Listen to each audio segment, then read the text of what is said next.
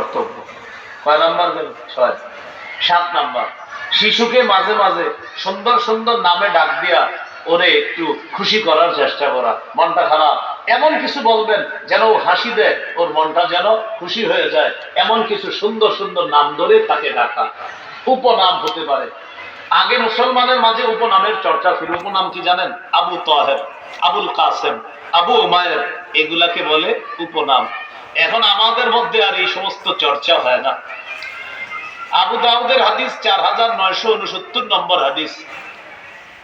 এই হাদিসের মধ্যে আছে আনাস রাদিয়াল্লাহু তাআলা আনহুর ছোট ভাই ছিল, তার একটা পাখি ছিল। পাখি, হযরত আনাসের ভাইয়ের এই পাখিটা মারা গেছে। নবীজি তাদের বাসায় আসছে। আসার পর দেখলেন হযরত আনাস রাদিয়াল্লাহু তাআলা আনহুর ছোট ভাইয়ের মনটা খারাপ। নবীজি বললেন, ওর কি হয়েছে? ঘরের সদস্যরা জবাব দিলেন, হুজুর মাতা নুবরহু, তার পাখিটা মারা গেছে। রাসূলুল্লাহ সাল্লাল্লাহু আলাইহি সাল্লাম তখন তাকে বললেন, ইয়া আবা উমাইর মা ফাআলান নুগাইর।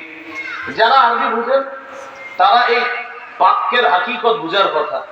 নবীজি মিলায়া দুটা বাক্য বলছে, ইয়া আবা উমাইর মা ফাআলান নুগাইর। নবীজি বললেন, ও আবু উমাইর, ওই ছোট্ট মানুষটাকে বললেন, ছোট্ট পাখিটা কি করলো? নবীজি তারে বললেন, ছোট্ট পাখিটা কি করলো? মারা গেল না। আহা, কি করলো পাখিটা? নবীজি তারে বলতেছে। এখন দেখেন, ছন্দের মতো দুটি বাক্য মিলায়া বললেন, ইয়া আবা উমাইর মা ফাআলান নুগাইর। এইভাবে বাক্য দুইটা নবীজি সুন্দরভাবে মিলিয়ে বলার কারণে পাখি হারিয়ে যে তার মন খারাপ ছিল, সাথে সাথে ওর মন উৎফুল্ল হয়ে গেছে। আল্লাহ রাসূল তারে খুশি করে দিচ্ছে। এগুলো 7 নাম্বার। 8 নাম্বার দেখেন, শিশু সন্তানকে যখন হাঁটা শিখাবেন, হাঁটা শিখানোর সময় যেন ওর হাঁটুতে কষ্ট না পায়। এখন তো সবার পাকার ঘর, এই পাকার ঘরে হাঁটা শিখতে গিয়ে যেন শিশু কষ্ট না পায়। মন দিয়ে শুনেন, দেখেন কি বিখ্যাত হাদিস, আবু দাউদের 1109 নম্বর হাদিস। খতবানা রাসূলুল্লাহ সাল্লাল্লাহু আলাইহি ওয়াসাল্লাম। নবীজি মসজিদের মধ্যে খুতবা দিতেছে। فأقبل الحسن والحسين رضي الله تعالى عنهما। নবীজি মসজিদে জুমার খুতবা দিতেছে। হাসান হুসাইন রাদিয়াল্লাহু আনহুমা মসজিদে প্রবেশ করছে। খুতবা অবস্থায় নবীজি তাকায় দেখে নাতি দুইজন ইয়াসুরানি ওয়া ইয়াকুমান। বারবার হাসান হুসাইন মাটিতে পড়ে যায়, আবার দাঁড়ায়, আবার পড়ে যায়, আবার দাঁড়ায়। নবীজি খুতবা বন্ধ করে দিলেন। খুতবা বন্ধ করে মিম্বর থেকে নামলেন। আখাযাহুমা, নাতি দুইজনকে কোলে নিলেন। কথাটা মাথায় আনলেন, জুমার খুতবা, পৃথিবীর শ্রেষ্ঠ খতিব তার খুতবা বন্ধ করে নাতি দুইজনকে কোলে নিলেন। নেওয়ার পর ফাসাইদা বিহিমাল মিম্বার, নবী দুই নাতিকে নিয়ে মিম্বরে গেলেন। এরপর বাকি খুতবা শেষ করছে।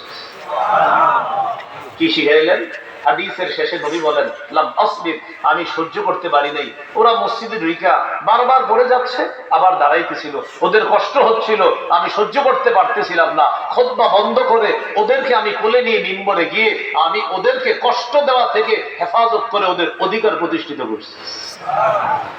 কি শিখলাম ভাই? শিশু হাঁটা শিখানোর সময় ওর যেন পায়ে বেশি কষ্ট না পায়। 9 নাম্বার, শিশুর জামার কালারের ক্ষেত্রে সচেতন হওয়া। বিশেষ করে ছেলে শিশু, ওদের জামার কালার যেন আজাইরা কালার না হয়। মেয়েদের কালারে ছাড় আছে, ছেলেদের জন্য আন্দাজি মার্কা কালার না হয়। হ্যাঁ, নাসাইর হাদিস 5316 নম্বর হাদিস। আব্দুল্লাহ ইবনে আমর রাদিয়াল্লাহু তাআলা আনহুমার বর্ণনা, তিনি বলেন, রাআহু রাসূলুল্লাহ সাল্লাল্লাহু আলাইহি ওয়াসাল্লাম আলাইহি তাওবানি মুআসফারান। রাসূলুল্লাহ সাল্লাল্লাহু আলাইহি সাল্লাম তার সাহাবী আব্দুল্লাহ ইবনে আমরকে দেখলেন, তার শরীরে দুটি কুসুম রঙের জামা। فقال رسول الله صلى الله عليه وسلم هذه ثياب الكفار فلا تلبسها। আব্দুল্লাহ, এগুলা কি জামা পরছো? এগুলা কাফেরদের পোশাক, না আর করবা না, এগুলা খুলে ফেলো, এই জামা আর পরিধান করবা না। ভাই, একজন পুরুষের গায়ে নবী দেখলেন কুসুম রঙের জামা, নবী বললেন, এগুলো কি পরছো তুমি, খোলো, এগুলা আর পরবা না। তাহলে ছেলেদের ক্ষেত্রে একটু সচেতন হওয়া। কত গেল? 9। 10 নাম্বারটা আপনারা আমার সাথে একটু কষ্ট করে বলতে হবে। বলবেন? বলেন শৈশব থেকে এমন পোশাকে অভ্যস্ত করা যে পোশাক সতর ঢেকে রাখে। এই কথাটা গুরুত্ব দিবেন। শিশুর সতরের কি মাসালা, ওর তো কোনো গুনাহ নাই, কিন্তু ওরে ছোটবেলা থেকে শিখাবেন। ও যখন হাঁটু ঢাইকা প্যান্ট পরা শিখবে, মাশাআল্লাহ, আল্লাহ চাইলেও যখন লম্বা হবে ওর প্যান্টটা ছোট হবে। দেখবেন শিশুর প্যান্ট যখন ছোট হয় ও প্যান্ট খালি টানতে থাকে হাঁটু ঢাকার জন্য। কেন? এতদিন ওর হাঁটু ঢাকা ছিল, হঠাৎ ওর হাঁটু ঢাকা নাই, এই জন্য খালি প্যান্ট টানে। আপনি শুকরিয়া আদায় করবেন যে আমাদের